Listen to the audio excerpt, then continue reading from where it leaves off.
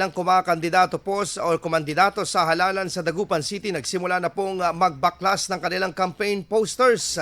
Para sa detalye kasama natin Idol Neil Moyano. Bantay Balota 2025 Midterm Election News Update. 3 araw matapos ang national and local midterm election 2025, sinimulan na ng mga kumandidato sa halalan sa Dagupan City ang pagbabaklas ng kanilang mga campaign posters. Maaga pa lamang kahapon, lumarga na ang ilang mga tauhan at taga-suporta ng iba't ibang kandidato upang alisin ang mga campaign posters na nasa mga poste at pader na idinikit noong kasagsagan ng kampanya. Umabot ng truck-truck ang mga inalis na campaign poster na ayon sa ilang mga nanalong kandidato ay kanila itong ire-recycle.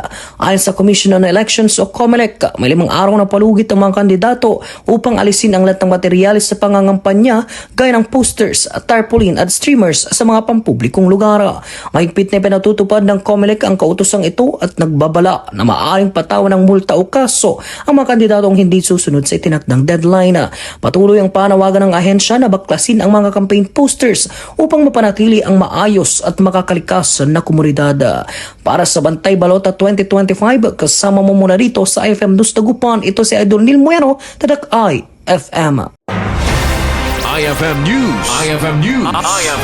IFM News.